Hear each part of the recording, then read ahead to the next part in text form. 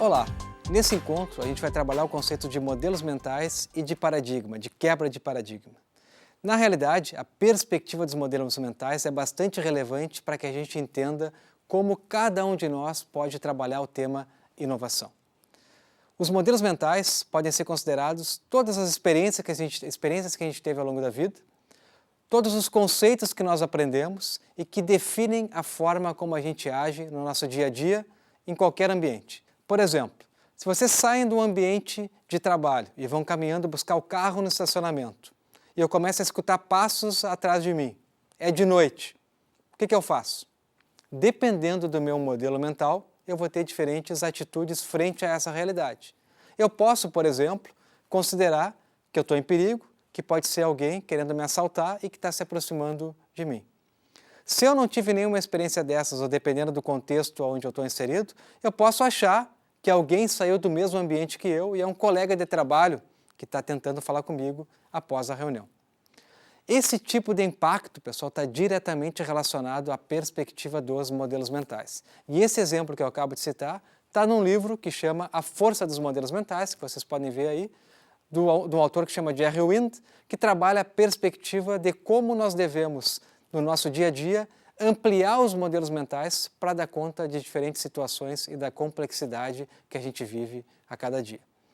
O Jerry Wind traz nesse livro a perspectiva de que uma pessoa inovadora deve o tempo inteiro estar questionando os seus modelos mentais. Então, para fechar um primeiro conceito, entenda o modelo mental como todo o nosso histórico, toda a carga de experiência que nós temos e que define a forma como a gente age numa determinada situação.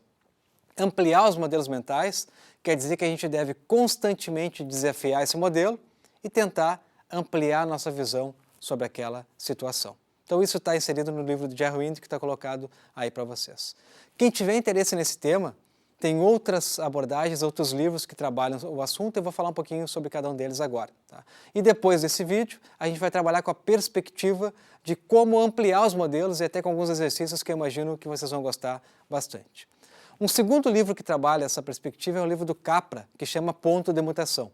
Provavelmente alguns de vocês já leram esse livro ou já viram o filme que está relacionado ao livro, mas o Capra é um autor bastante importante do campo da biologia, que escreveu vários livros que remetem à perspectiva de sistema, de visão sistêmica e de ampliação de modelo mental. Aí na tela vocês têm um livro que chama Teia da Vida, que é um livro que trabalha nessa abordagem de rede. O terceiro autor, que é bastante relevante para o tema, chama Peter Senge.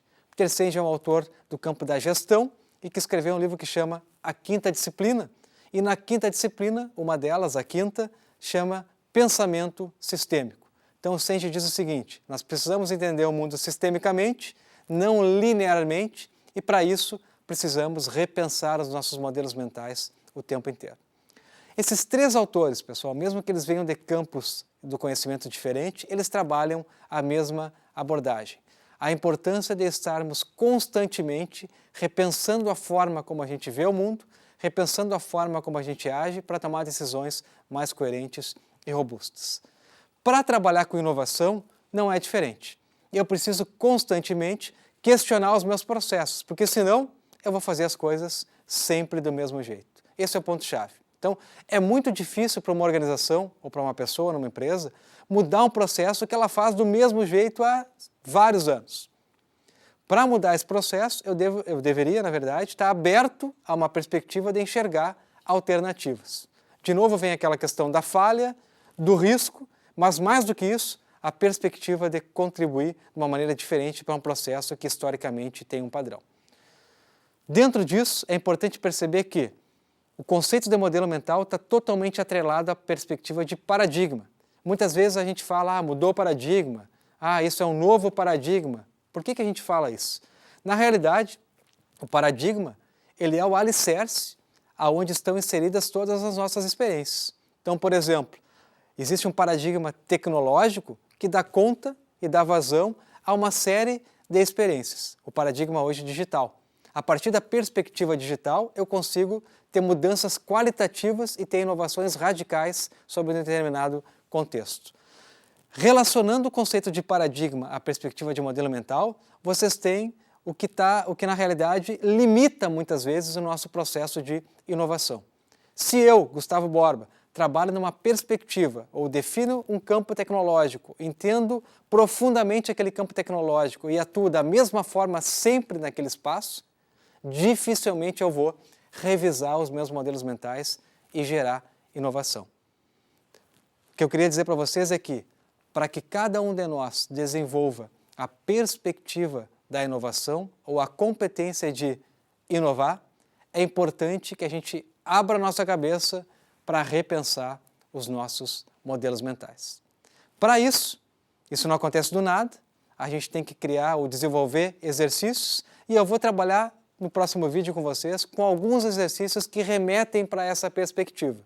No método de inovação que a gente vai trabalhar no 4º módulo, vocês vão poder perceber que uma das fases do processo é essa fase onde eu crio um aquecimento, um espaço para abrir um pouco as minhas ideias para entrar no processo de inovação. Mas hoje a gente fica por aqui com o conceito de paradigma de modelo mental e vamos discutir um pouquinho então como ampliar os nossos modelos mentais. O grande segredo para trabalhar com a perspectiva da inovação. Até logo!